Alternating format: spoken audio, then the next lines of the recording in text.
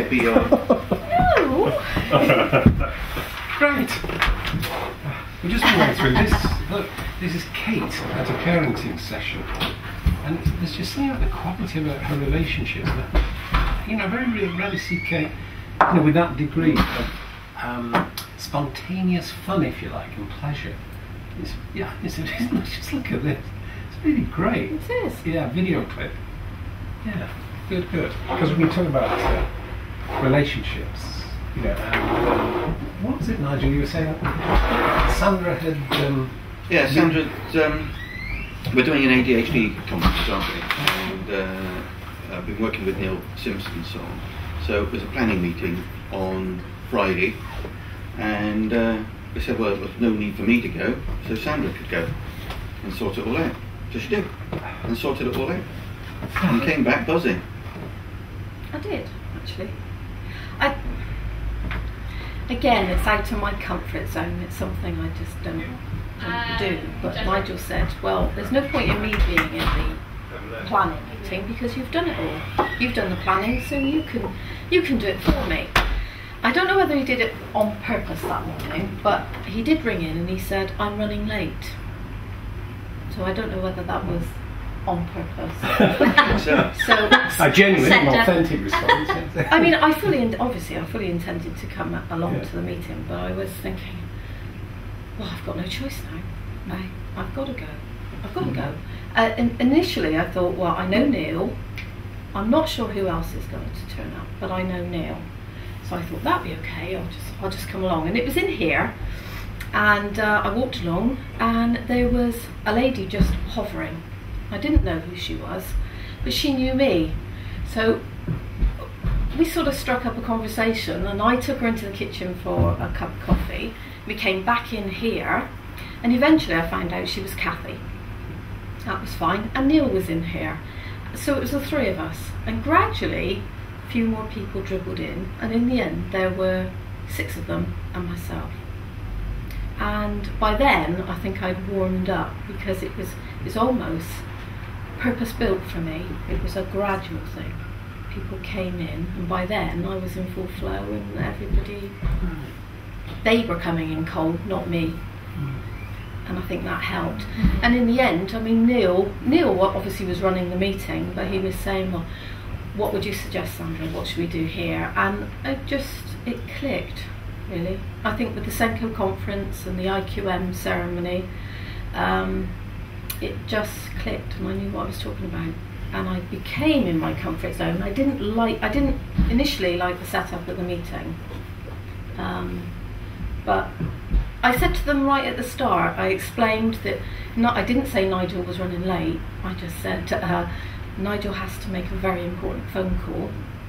And I said, so he's not coming to the meeting first thing. However, if you want him here, I can go down and get him later.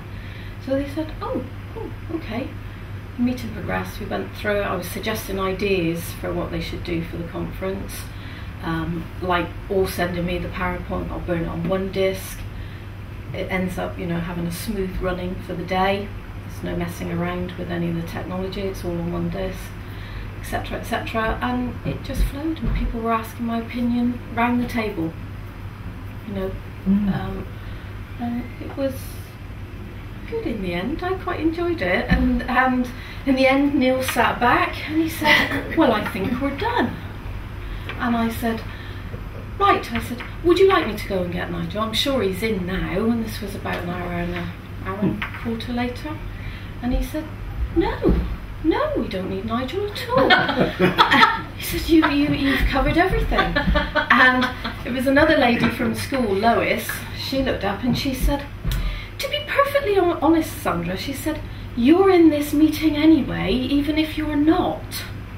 And I said, sorry? She said, well, when Nigel is here, you are in the meeting.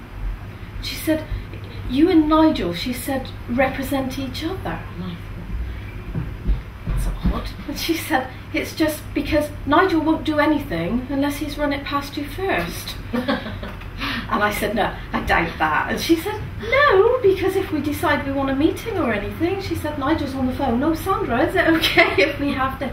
She said, so we're used to you being in here, even when you're not. And she said, so, well done. It's lovely, isn't And it? Yeah. it was fine. I mean, there was another lady here, Sue. It was her birthday that day, and she brought in extra cookies. But I thought, no, she wasn't anticipating me. So I said in the end, I said, right, well, you know, all help yourselves to tea and coffee.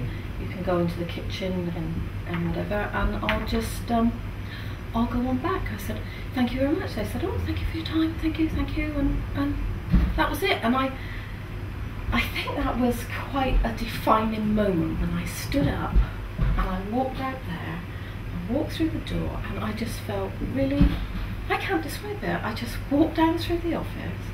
I just felt inwardly as though I was grinning from ear to ear, like some, I don't know. I just walked down through, head held high, and I thought, what was I worried about? I could do that, and it's not a problem. The next meeting is sorted out, as Neil was saying, and he did say to me, you will be at the conference, won't you? And I said, well, that hasn't been decided. He said, no, you will be. We need you at the conference.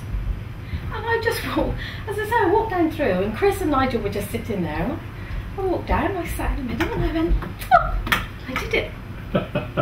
It was lovely, it was absolutely lovely, because I wasn't aware exactly before the meeting what Sandra's role was. I know Sandra was going to a meeting, but you know, I wasn't aware exactly what the meeting was or whatever. And it was so lovely when Sandra came back. She sat down. And I could tell, I thought, oh goodness me, what's going on? And then she said, oh, I feel really good about that, or words to that effect. And I could see you were just absolutely delighted, absolutely delighted. And then she said, isn't it funny, she said, how small things can have such an impact on you. You said something like that. Yeah. And you know, Sandra explained then exactly what had happened and the sort of things that she was suggesting, and how they were taking it on board, and we could see Sandra beaming as she was talking. And I said, Sandra, that's not a small thing, what you've done. I mean, that's absolutely, it's so big what you've done. It's huge what you've done, you know, because, you know, through Sandra's experience in the conference, in SENCO conference and the Inclusion Quality Mark, you've, you know, built up a huge experience there, and, you know, you could really have an influence in how things develop, and we talked about that. So I did find great that something took over in the meeting. Yeah. It flowed. It just, there was something, as I said, I think I just found that niche, and I thought, there's all these people here, and they're all professional people in their field, but as far as perhaps the organisational side, it was quite clear that they didn't really know what they were doing. They didn't. No, I mean that in No, I'm not. You pull up. Yeah. Sorry. I said I understand that. Yeah. No, it was just, it was quite apparent. I mean, the lady sat next to me. I mean, she was lovely, and she said, "I really do." So a PowerPoint. How do I do that? And it was a real, you know. And I said, well, you know, it's all set up on the computer, your PowerPoint system. If you prepare that, and Lois said, oh, don't worry, we've got somebody in the school who can do that. And I said, but when you've done it, if you just save it and send it to me, and it just flowed, and they were just saying, well, shall we do this? Somebody made a suggestion about they wanted some certificates prepared, not with having any names on it, but just a certificate of attendance. And we said, that's fine. And Neil said, well, when they arrive, perhaps you would just like to give it to them, just hand them out. And I said, well, actually, I think it'd be far better that they have it at the end, when they go. Maybe when they come out, it could be suggested, please hand in your evaluation forms, and as they hand in the evaluation